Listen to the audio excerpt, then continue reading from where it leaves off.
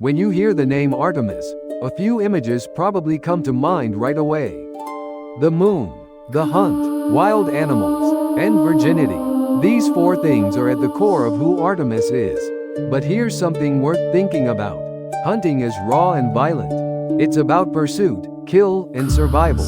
Virginity, on the other hand, suggests purity, preservation, and distance from the world. So how do two things this different exist inside the same goddess? The ancient Greeks were remarkably good at using their gods to capture the complexity of human nature. Artemis was never just a goddess of the hunt. She was never just a goddess of chastity either. What she truly represented goes deeper than either of those labels. Today, we're going to look at what makes Artemis so fascinating by digging into the tension at the heart of who she is. Let's start at the beginning. Artemis was born a twin, the daughter of Zeus and Leto. Her brother was Apollo, the god of the sun, one of the most well-known gods in all of Greek mythology. According to legend, Leto wandered the earth, unable to give birth anywhere, cursed by Hera to find no resting place. She finally reached the island of Delos, where she gave birth to Artemis first. And here's where things get interesting. The story says that newborn Artemis immediately turned around and helped deliver her own twin brother. A baby acting as a midwife sounds impossible, of course, but that's exactly the point. The myth is telling us something. Artemis arrived in the world already complete, already capable, already connected to the pain and vulnerability that comes with being born. And so, in one of mythology's great ironies, the goddess, who would spend eternity as a virgin, became one of the protectors of childbirth. Now let's talk about how Artemis became the goddess of eternal virginity. The story goes that when she was still a young girl, her father Zeus asked her what she wanted most. Without hesitation, she answered. She asked to remain a virgin forever, to have a bow and arrows, to have hunting dogs by her side, and to roam freely across the mountains and wild places of the earth. Zeus granted everything she asked for, and from that moment on, Artemis never married, never took a lover, and never belonged to anyone but herself. This tells us a lot about how the Greeks understood her. Among the goddesses of Olympus, Artemis stood apart. Aphrodite was desire, Hera was marriage and home. But Artemis stood outside all of that. She rejected the idea of being ruled by a man. She refused to be tied to a household. Most of all, she claimed full ownership over her own body and her own life. That's what her virginity really meant. It wasn't simply about physical purity. It was a declaration of independence, a statement that she belonged to no one. So why hunting? What made hunting the right symbol for a goddess like her? To understand that, we have to think about what hunting meant. In the ancient world, before cities, before civilization as we know it, hunting was survival. It was how people ate and lived. But as societies grew, hunting shifted into something else. It became a mark of power. A great hunter was a great ruler. Dominating the wild world of animals became a metaphor for dominating the world in general. For Artemis to be the goddess of the hunt, then, means she lived on the boundary between civilization and the wild. She ruled the forests and mountains, but she also brought order to them. The wilderness under her watch wasn't chaos. It was a natural world with its own sacred rules. That's why hunters in Greek tradition were expected to honor Artemis before they went out. If they failed to show proper respect, they faced her anger. The stories of Callisto and Actaeon both serve as warnings about what happens when someone crosses that line. The story of Actaeon is especially powerful because it shows exactly how Artemis's two defining qualities work together. Actaeon was a hunter who came across Artemis bathing in a forest pool. She was furious. In response, she transformed him into a stag, his own hunting dogs, the ones he had trained and loved, then chased him down and killed him. What's worth noticing here is the specific punishment she chose. She didn't simply destroy him.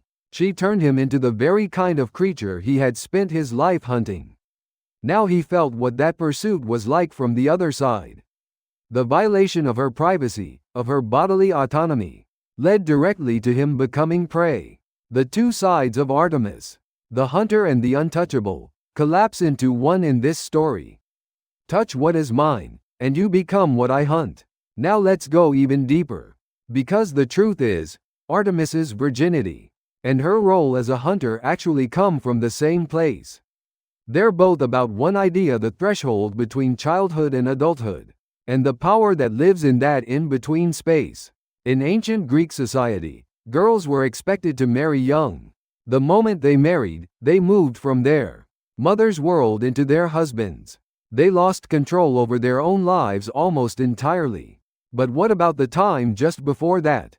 That brief window, when a girl was no longer a child, but not yet a wife?